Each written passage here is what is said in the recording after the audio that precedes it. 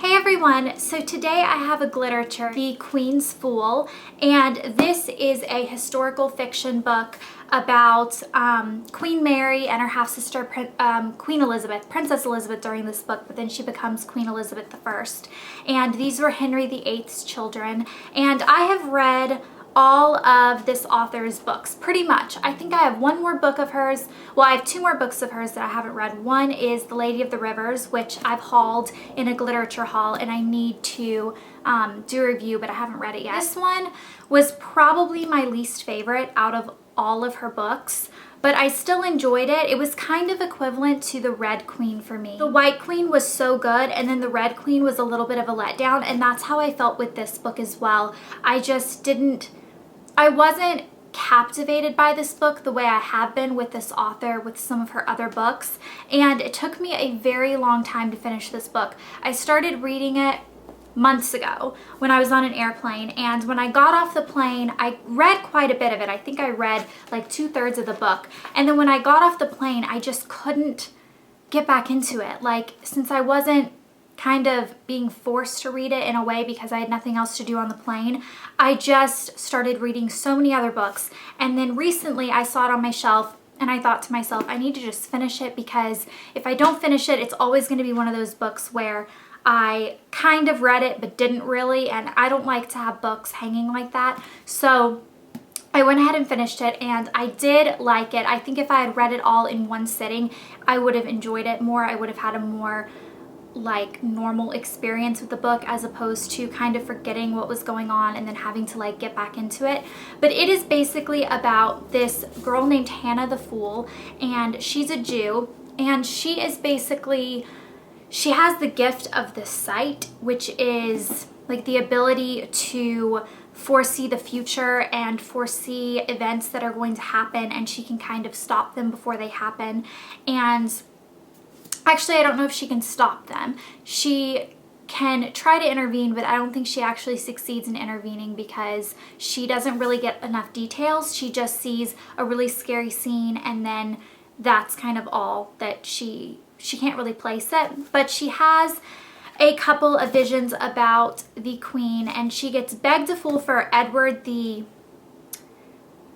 It just says King Edward. I don't know which. I feel like it might have been Edward the 4th or the 6th. Anyway, and she becomes the fool of the court, which is like kind of like the Joker, but there's a normal Joker that's the comedy Joker that's a guy, and then she's the holy fool, so she's like basically the court acknowledges that she has this gift of sight, and that she can see angels and all this stuff, and she is basically one of the Queen's closest companions, the Queen Mary.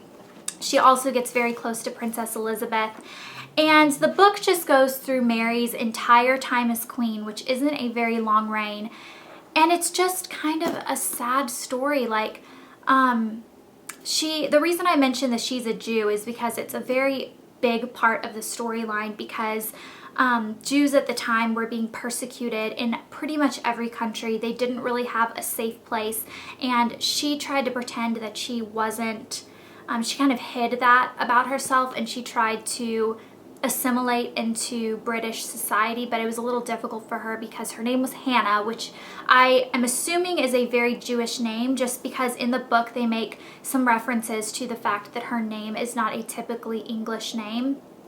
And she's scared that she's going to get burned at the stake like her mother did, which is a really sad storyline, where basically every time she gets frightened in the book, she like feels soot on her face, and she remembers when her mother was being burned at the stake. And the other weird thing about Hannah in this book that's like kind of interesting is she dresses like a boy. She's a girl, obviously, but she started dressing as a boy before she got begged as a fool, because she was working in a bookshop with her father, and I guess girls weren't supposed to, like, I don't know, like normal common girls weren't supposed to be as intelligent or as educated as she is. So she pretended to be a boy, and she dressed in boys' clothes, and then when she got to be begged as a fool to the king. He accepted her because he thought she was so quirky with the fact that she could see angels and she dressed like a boy. He just thought she was kind of one of those 1 in a million weird people that he needed to keep close to him. And then she continued to dress like a boy until the very end of the book, which is kind of interesting. And then also throughout the entire book, you have a lot of struggle between Queen Mary and Princess Elizabeth. And then if you know the history of the story, you know that there was a lot of conflict between the two of them. This is pretty historically accurate, but it is also a fiction story, so the fiction is kind of weaved through the nonfiction, the actual facts. But there's also the storyline of the fact that she is supposed to be she's supposed to marry a Jewish man and move away with her father to another country because it's becoming very unsafe for the Jews in England.